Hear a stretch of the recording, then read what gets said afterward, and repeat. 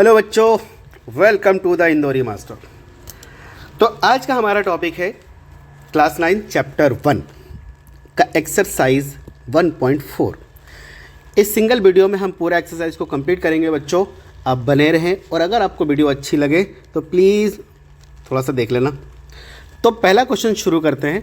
Classify the following number as a rational and irrational और irrational. इनमें से बताना है कि कौन रैशनल है और कौन इरेशनल है। तो मैं उसके लिए थोड़ा सा बेसिक आपको बता दूं जिससे इस टॉपिक को ये चुटकी में उड़ा दोगे।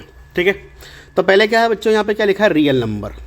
तो पहली बात तो ये है कि दुनिया में जितने भी नंबर हैं ना, सबके सब रियल नंबर है। ठीक है, अब रियल नंबर को दो कैटेगराइज किया गया है, एक रैशनल नंबर और एक इरेशनल नंबर। बोले सर रैशनल नंबर क्या होता है? तो जैसा कि हम सब जानते हैं, रैशनल नंबर वो नंबर होता है जिसको अपन P/Q में लिख सकते हैं, बट Q कभी नीचे जीरो नहीं होना चाहिए क्योंकि वो नॉट डिफाइन हो जाता है। ठीक है, तो ये सारे P/Q के फॉर्म में लिख सकते हैं। तो रैशनल नंबर ने बहुत सारे नंबर को समेट के रखा है। उसमें से क्या है, अगर हम नीचे से शुरू करें तो सबसे पहले नेचुरल नंबर सिस्टम है। तो भैया नेचुरल नंबर तो रहेगा ही, जो 1 से शुरू होता है, 1 2 3 4 5 8 कुछ भी हो, वो सब नेचुरल नंबर है। अच्छा, अब आता है उसके ऊपर होल नंबर। होल नंबर में बस जीरो आ जाता है तो होल नंबर हो जाता है, मतलब 0 1 2 3 4 and dot dot dot. 3 dot का मतलब है आगे इन्फिनिटी तक जाए जा रहा है वो। फिर उसके बाद ये सारे नंबर मिलके क्या बन जाता है, इंटीजर। और इंटीजर आपका होता है बेटा, एक पॉजिटिव भी होता है और एक नेगेटिव भी होता है। ठीक है, जैसे पॉजिटिव 1 +1 +2 3 4 5 इस तक सब इंटीजर है। ठीक है, नेगेटिव मतलब -1 -2, ये देखो ना, इसमें देखो 49 अंडर रूट का -5 0, ये सब इंटीजर्स है। एंड लास्ट वन बचता है हमारा रियल नंबर। रियल नंबर में जनरली हम लोग P/Q वाले नंबर्स की बात करते हैं, उसको हम लोग बोलते हैं बेटा रैशनल नंबर। अच्छा, क्या 1 रैशनल नंबर है? हाँ है, बिल्कुल 1/1। क्या 2 है? हाँ बिल्कुल है 2/2 एक्सेट्रा जितने भी। क्या -5? हाँ है -5/1। नीचे 1 अंडरस्टूड है, मतलब ये भी रैशनल नंबर है। लेकिन अब हम बात करते हैं इरेशनल नंबर्स की। ये भी तुम्हारा P/Q के फॉर्मेट में रहेगा, but Q does not equal to 0। But यहाँ पे एक कंडीशन आ जाती है। ये आपके दो टाइप के हो जाते हैं बच्चों। अगर मैं आपको थोड़ा नीचे दिखाऊँ तो दो टाइप के हो जाता है। एक होता है तुम्हारा रैशनल, एक टर्मिनेटिंग होती है, टर्मिनेटिंग, और एक होता है नॉन टर्मिनेटिंग। अच्छा रिपीटिंग बोलो, रिपीटिंग और टर्मिनेटिंग होता है, और ये होता है non repeating and non terminating. ये दो टाइप के नंबर होते हैं। बोले एग्जांपल, ये देखो पाई, √10, √2, √3, √6, √7 ATC, ये सब क्या है, इरेशनल नंबर। वो नंबर है जो रिपीटिंग होगा और टर्मिनेटिंग भी हो सकता है, and non repeating non terminating, ये टाइप्स हो सकते हैं। तो चलो अब हम यहाँ शुरू करते हैं क्वेश्चन नंबर 1 से। इस क्वेश्चन को करने के लिए बच्चों और थोड़ी सी बात आपको याद रखना चाहिए, जैसे कि कुछ इरेशनल नंबर के वैल्यू याद रखना चाहिए। जैसे √2 का 1.414, उसके बाद सर डॉट डॉट लगा दो, मतलब इन्फिनिटी तक जाता है। √3 का याद रख लो तो और बेहतर है, 1.732, फिर ऐसे डॉट डॉट डॉट लगा देना। ठीक है, उसी तरह √5 का अगर रख लोगे तो 2.23 होता है, 2.234, ऐसे डॉट डॉट डॉट लगा देना। फिर ये √6 या √7, अगर ये याद कर लोगे तो क्या होगा, थोड़ा सा कैलकुलेशन करने में आपकी आसानी हो जाएगी। √7 का 2.44 होता है, बस इतना काफ़ी है। ठीक है, अब हम बात करते हैं क्वेश्चन नंबर 1 से सॉल्यूशन करना। क्वेश्चन नंबर 1 क्या कहता है कि 2 माइनस का √5, क्या ये इरेशनल है? तो अगर हम देखेंगे सॉल्यूशन अगर करें तो 2, जैसे कि बताया √5 की वैल्यू क्या था, 2.234। इसको अगर आप सब्ट्रैक्ट करोगे तो क्या बचेगा, 0.234, और ऐसे डॉट डॉट डॉट लगा है। ठीक है, तो ये नंबर जो है ना, ये क्या है, इरेशनल है पहली बात तो। और इरेशनल कैसा है, नॉन टर्मिनेटिंग है बच्चों, नॉन टर्मिनेटिंग। क्या आपको ये बात क्लियर हो गई? पहला क्वेश्चन तो हवा हो गया। अब दूसरा क्वेश्चन क्या कह रहा है हमारा, दूसरा क्वेश्चन ये है कि 3 प्लस में √23 और माइनस का 23। तो ये तो सिंपल सा कैलकुलेशन करना है बच्चों, ये कोई बड़ी बात थोड़ी है। 3 प्लस में √23 माइनस में √23, ये तो कट गया, क्या बचा 3। तो ये क्या है, ये तो रैशनल नंबर है। बोले सर कैसे? बोले सर कैसे? अरे 3/1 अभी तो बताया था ऊपर, यहाँ देखो ना, these all are rational number. ठीक, अब आगे की हम बात करते हैं क्वेश्चन नंबर 3 की। क्वेश्चन नंबर 3 क्या कहता है हमारा? क्वेश्चन नंबर 3 है 2√7 अपॉन में 7√7। ठीक है, अब इसको अगर हम सॉल्व करेंगे तो खट खट कट गया क्या? 1 मिनट, √7 ही है नीचे, तो ये √7 और √7 कट गया तो 2/7। अरे इसको हम p/q के लिख सकते हैं, और q 0 भी नहीं है, तो ये क्या हुआ हमारा? Rational number. क्लियर बच्चों? अच्छा, अब क्वेश्चन नंबर 4 की अपन बात करते हैं। पेज ऐड कर लेता हूँ मैं एक।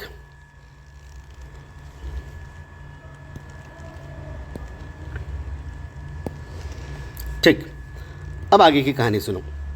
ये हो गया क्वेश्चन नंबर 3 हो गया। अब क्वेश्चन नंबर 4 की अपन बात कर लेते हैं। ये भी तो रैशनल नंबर है ना? हाँ ठीक है। क्या है? 1/√2। अच्छा, यहाँ पर एक टॉपिक है। पहली बात तो ये √2 इज़ अ इर्रेशनल नंबर, तो उसका डिवाइड करेंगे तो भी वो इर्रेशनल नंबर होगा, लेकिन आपको मालूम है 1.414 ऐसे चलता जाएगा, तो जो भी होगा आंसर आएगा वो इर्रेशनल नंबर ही होगा। ठीक है। एंड क्वेश्चन नंबर 5 क्या कहता है हमारा? 2π। बच्चों अगर मैं पाई की बात करूं तो पाई तो बहुत खतरनाक नंबर है, इरेशनल वाला। इरेशनल जिसमें पाई की वैल्यू मालूम है आपको 3.141, तो इस तरीके से लंबी चलती है लाइन, तो ये तो इरेशनल नंबर है। तो फाइनली ये भी क्या हो गया हमारे पास? इरेशनल नंबर हो गया। अच्छा चलो, अब हम आगे की कहानी करते हैं। Question number 2। क्वेश्चन नंबर 2 क्या कह रहा है हमारा? ये रहा क्वेश्चन नंबर, कहाँ गया? 2। ठीक है, क्वेश्चन नंबर 2 कह रहा है कि simplify each of the following. यहाँ पर ये रूट में नंबर आ गए, सिंप्लीफाई करना है, कोई बहुत बड़ी बात थोड़ी है, हम तुरंत सिंप्लीफाई कर देंगे इसको। चलो क्वेश्चन नंबर 2 शुरू करते हैं। अब हम क्वेश्चन नंबर 2 शुरू कर रहे हैं, सिंप्लीफाई वाले क्वेश्चंस। तो इसका पहला क्वेश्चन क्या है हमारे पास? 3 + √3 2 + √2। ये तो सिंपल मल्टीप्लिकेशन है, कर लेंगे हम लोग। चलो इसको मल्टीप्लाई करके सॉल्व करते हैं। तो एक बार इसको पूरे के साथ मल्टीपल करो, ये 3 हो गया, 2 + √2 हो गया। फिर एक बार इसको पूरे के साथ मल्टीपल करो, तो फिर प्लस में √3 × 2 + √2 हो गया। अब इसको सिंपल सॉल्व करेंगे। 3 × 2 क्या हो गया बेटा? 6, प्लस में 3 × √2, तो ये 3√2 ही होगा, क्योंकि अंदर मल्टीपल होता नहीं है। ये √3 × 2, तो ये भी 2√3 आ गया मेरे पास, और प्लस में √3 × √2। तो यहाँ पर थोड़ा सा ध्यान देना पड़ेगा आपको। 6 प्लस में 3√2 प्लस में 2√3, इतना तो हो गया। बट बच्चों ये जो है ना, अगर रूट के अंदर a और √b रहता है तो हम इसको √a × b लिख सकते हैं। समझ में आया? ये प्रॉपर्टी होती है, ऊपर लिखा हुआ है NCERT में, तो मैं ये बताना चाह रहा हूँ। 2√3 और ये क्या आ गया हमारे पास? प्लस का √6, ये हो गया आपका आंसर। बाकायदा आप कॉपी में ऐसा ही लिखोगे। ठीक है, अब हम बात करते हैं इसका क्वेश्चन नंबर 2। क्वेश्चन नंबर 2 क्या कह रहा है कि 3 + √3 है मेरे पास, और 3 - √3। तो मैं बच्चों आपको बता दूं, 2-3 आइडेंटिटी आपको इस एक्सरसाइज में याद रखने पड़ेंगे। ऐसे क्वेश्चंस आएंगे तो करना पड़ेगा, जैसे a + b का होल स्क्वायर, जो होता है a² + 2ab + b², और एक और होता है a - b का होल स्क्वायर, जो होता है a² - 2ab + b², और एक सब जानते हो a + b और a - b = क्या होता है? तो ये a² - b² होता है। ये आइडेंटिटी आपको यहाँ पर लगेगी, यूज़ पड़ेगा इसका। ठीक है, और ये फ्यूचर में भी याद लगता है, मतलब काम आता ही है इसका, तो कर लेना चाहिए अच्छे से याद। ठीक है, सेकंड चैप्टर में तो यही सब काम है। तो पहला क्वेश्चन जो है, तो ये हमारा इसमें किस में फिट हो रहा है? तो बच्चों यहाँ पर आ रहा है हमारे पास कौन सा formula? a + b a - b। तो लगा देते हैं अपन, क्या होता है? a² - b², तो ये हो जाएगा 3 का स्क्वायर माइनस √3 का स्क्वायर। तो सब जानते हो ये स्क्वायर और ये रूट कट जाएगा, तो क्या हो जाएगा? ये 9 - 3 दैट इज इक्वल 6। आंसर हो गया मेरा। ओके, अब इसका हम थर्ड वाला क्वेश्चन उठाते हैं, जो क्या है? √5 + √2 का होल स्क्वायर। सिंपल बात है, ये रहा फॉर्मूला हमारे पास। a² मतलब क्या हो गया? √5 का स्क्वायर, प्लस में 2 × यहाँ पे क्या हो गया a√5 ले लेते हैं और इंटू में √2 हो गया, प्लस में b का स्क्वायर मतलब √2 का स्क्वायर। तो ये आगे क्या हो जाएगा, ये 5 हो जाएगा क्योंकि ये स्क्वायर और रूट कट जाता है। ये लॉ ऑफ एक्सपोनेंट्स में है। अभी हम अगले एक्सरसाइज में इसकी बात करेंगे। प्लस में 2। बच्चों आपको मालूम है ना कि अगर √a और √b रहेगा तो ये अंदर मल्टीपल हो जाता है, प्लस में फिर ये स्क्वायर अगेन कट जाएगा, ये 2 हो जाएगा। आंसर आएगा 5 प्लस में 2√10 प्लस का 2। अब इनको आप ऐड कर दो तो 7 प्लस में 2√10 इज़ योर आंसर। ऐसे कैसे छाप के आना कॉपी में, ठीक है बच्चा। अब अगला क्वेश्चन 4 है। ये क्या है, 5 रूट का माइनस में √2 है और मेरे पास क्या है 5 प्लस का √2 है, ठीक है। सिंपल सी बात है, यहाँ पर कोई ना कोई आइडेंटिटी लग रही है। ये वाली हमारी थर्ड वाली आइडेंटिटी लग रही है, ये पहला, ये दूसरा, ये तीसरा। तो थर्ड वाली आइडेंटिटी जब हम लगाएंगे तो क्या बन रहा है यहाँ पर a² माइनस b²। अब मालूम है ना a plus B, a minus B is equal to a² minus का b² आइडेंटिटी। तो ये हमारा हो जाएगा √5 का स्क्वायर माइनस का √2 का स्क्वायर। तो स्क्वायर और रूट काट दिया अपन ने, 5 2 कितना होगा 3। ये हो गया आपका आंसर। एक्सरसाइज 1.4 का क्वेश्चन नंबर 2 भी हमारा कंप्लीट हो गया। अब हम बात करेंगे क्वेश्चन नंबर 3 की। कहाँ गया क्वेश्चन नंबर 3 हमारा, ये रहा क्वेश्चन नंबर 3 और क्वेश्चन नंबर 4। क्वेश्चन नंबर 3 तो ठीक है, ये क्या होता है कि जनरली ये पूछते नहीं है, लेकिन क्वेश्चन नंबर 4 IMP है और क्वेश्चन नंबर 5 काफ़ी IMP है क्योंकि ये एग्ज़ाम में पूछते हैं बच्चों, ठीक है। तो मैं ना एक एक के बारे में बता देता हूँ, अगर पूछ लिया तो कैसे आंसर लिखोगे मैं अभी आपको बताता हूँ। क्वेश्चन नंबर 3 क्या कह रहा है, recall pi is defined as the ratio of the circumference से C of the circle to its diameter say D, that is pi is equal to C by D, pi is equal to C by D, ठीक है। This seems to contradict का मतलब हमारे यहाँ तो ऐसे ही होता है भैया, the fact that pi is irrational and how will you resolve this contradiction। अभी समझाता हूँ क्या होता है। दरअसल ये कहना ये चाह रहा है कि आपके पास एक सर्कल है, ठीक है। अब सर्कल का एक रेडियस होगा, ओके। अब हमारे पास क्या है, ये इसको हम लोग बोलते हैं सरकमफेरेंस, ठीक है, और ये है हमारा रेडियस। तो बोल रहा है कि जो भी पाई की जो वैल्यू होते हैं ना, वो क्या होता है सरकमफेरेंस की जो भी लेंथ होगी, एक तरह से लेंथ है और ये भी एक लेंथ ही है, डायामीटर जो भी होगा ये पूरा उसी को हम लोग बोलते हैं पाई, ठीक है। तो अब क्या बोलना चाह रहे हैं कि इस कॉन्ट्राडिक्ट को आप कैसे बताओगे, कैसे रिजॉल्व करोगे। तो यहाँ देखो इसका आंसर आप ऐसे लिखोगे, प्रॉपर आंसर लिखो। अगर स्कूल में आएगा तो आप ये आंसर लिखोगे, क्या लिखोगे, जैसे कि द पाई, देखो क्या लिखा है यहाँ पर, एकदम प्रॉपर आंसर ऐसे लिखना आपको स्कूल में अगर आ गया तो। Pi is defined as the ratio of the circumference to the diameter of a circle, ठीक है।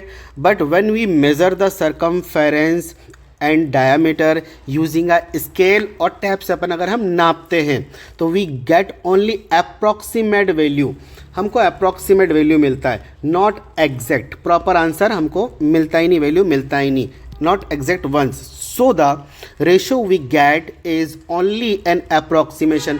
भैया अगर नापने में अप्रॉक्सीमेशन आ रहा है तो वैल्यू भी अप्रॉक्सीमेशन से निकालना पड़ेगा। And look like a rational number, दिखता बिल्कुल है रैशनल नंबर जैसा लेकिन होता नहीं है।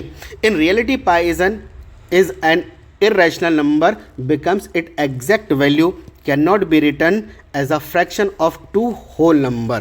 तो दरअसल बात ये हुई पाई एक irrational नंबर है, ठीक है बच्चों। इस क्वेश्चंस को करने के लिए क्या बोला, रिप्रेजेंट √9.3 इसको अपन को क्या करना है, नंबर लाइन पे करना है। तो नंबर लाइन करने के लिए मैं पूरा तरीका बता देता हूँ बेटा। इसके लिए आपको चाहिए राउंडर, ठीक है, पेंसिल, स्केल, ये सब चाहिए रहता है। तो मैं ये बता देता हूँ आपको कैसे करना है, ओके। तो देखो सबसे पहले आपको क्या करना है, एक लाइन खींचना है AB, √9.3 है ना, तो 9.3 सेंटीमीटर का आपको लाइन खींचना है। दूसरा थोड़ा सा ना इसको एक्सटेंड करना है बच्चा, एक्सटेंड करना है 1 सेंटीमीटर और, तो इसको ना पॉइंट को नाम देना आप लोग को C, ठीक है। अब बात ये जो AC है आपका, AC का अपने को करना है साइड बाई सेक्टर। अब साइड बाई सेक्टर क्या होता है बेटा, तो मैं आपको समझा देता हूँ कैसे करोगे। राउंडर का एक पॉइंट यहाँ पे लोहे वाला रखोगे और पेंसिल को फ्री छोड़ोगे और आधे से अप्रोक्सीमेट करके थोड़ा ज़्यादा एक आर्क यहाँ खींचोगे और एक आर्क यहाँ खींचोगे, ठीक है। सिमिलरली यहाँ पर राउंडर का लोहे वाला रख के यहाँ पे एक आर्क ऐसा खींचोगे और एक आर्क ऐसा खींचो, तो देखना बिल्कुल ये ऐसा सीधा सीधा कट जाएगा, ठीक है। और ये जो पॉइंट रहेगा ये आपका सेंटर रहेगा। जो भी पॉइंट दे दो इसको आप ABCD दे दो। D हो गया क्या, ठीक है। अब बोले सर आपका तो है ही नहीं। अरे मैं सिखा रहा हूँ, क्या कर रहा हूँ, मैं सिखा रहा हूँ, ठीक है। अब ये आधा आधा हो गया, चलो आधा आधा ही कर लेते हैं अपन। ये आधा आधा हो गया लगभग। इस D पॉइंट को अपन क्या करते हैं, यहाँ से हटा देते हैं। लो भैया आपकी इच्छा। ये यहाँ पर होगा, ये हमारा सेंटर हो गया, ठीक है। अब यहाँ पर क्या करना है बेटे, ये लोहे वाला पॉइंट यहाँ पे रखने के बाद, पेंसिल को यहाँ पे रखने के बाद ऐसा अगर आप खींचोगे, एक आर्क खींचोगे, बिल्कुल ऐसा बनेगा सेमी सर्कल। कैसा बनेगा, एक सेमी सर्कल बनेगा। सेमी सर्कल एकदम करेक्ट परफेक्ट वाला बनेगा, ठीक है। अभी मेरे को है ना गलत मत बताना, राउंडर से इसमें होता नहीं है ये ऐसा। चलो सेमी सर्कल बन गया। अब क्या करना है, अब आपने सीखा था एंगल बनाना, ठीक है। अब एंगल कैसे बनाते हैं बच्चा, आपको मालूम है एंगल बनाते हैं 30 डिग्री बनाते हैं, 60 डिग्री बनाते हैं, 90 डिग्री बनाते हैं। तो यहाँ पर आपको क्या करना है, C पॉइंट पे फिर लोहे वाला रखो और ऐसा एक आर्क खींचो, ठीक है। तो एक बार आपका यहाँ पे बनेगा 60 डिग्री, यहाँ पे बनेगा 30 डिग्री और एक आर्क यहाँ लोगे और एक आर्क यहाँ से यहाँ लोगे, तो यह बन जाएगा आपका 90 डिग्री। यहाँ पे कहीं 90 डिग्री बनेगा, ठीक है। तो सुनना मेरी बात, ये जो 90 डिग्री बनेगा, यहाँ से दिख रहा है आपको ये 90 डिग्री। अगर आप ये B से एक लाइन खींचो, ये जो भी लाइन है, ये जो बनी ना, ये 9.3 सेंटीमीटर ही है। ये क्या है, ये लाइन 9.3 सेंटीमीटर ही है भैया। अब सुनो, अब बोले यार ये क्या करें, तो सुनो एक काम करो, थोड़ा अच्छा डिज़ाइन दिखने के लिए यहाँ से यहाँ तक एक परपेंडिकुलर खींच दो, ये 90 डिग्री का बन जाएगा। बोले सर अभी भी नहीं हुआ यार। तो एक जो आपका जो सर्कल है ना, यहाँ से ये जो सेमी सर्कल ये जो तुमने बनाया, और उसके बाद यहाँ से देखो, फिर राउंडर का लोहे वाला यहाँ रखो और यहाँ से एक आर्क बनाओ, ऐसा बनेगा, बिल्कुल ऐसा 90 डिग्री ऐसा बनेगा। और यहाँ से जो ये बढ़कर आएगा, ये वाला ये पोर्शन B और C, ये B से लेके, अच्छा इसका नाम देता अपन E, एक मिनट, ABCD, इसको नाम देता E, इसको नाम देता अपन F, ठीक है। तो ये B से लेके F तक जो बनेगा, ये भी आपका 9.3 सेंटीमीटर ही होगा। समझ में आ गया। ये इस तरीके से करते हैं। ये IMP क्वेश्चन है बच्चे, जैसा मैंने बताया एकदम बिल्कुल राउंडर रख के ऐसा आपको करना है, ठीक। अब हम आगे सवाल में चलते हैं। Question number 5। Question number 5 important है, काफ़ी इंपॉर्टेंट है।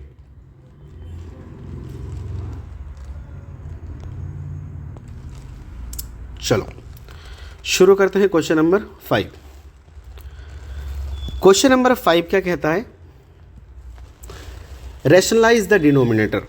सबसे पहले रैशनलाइज द डिनोमिनेटर।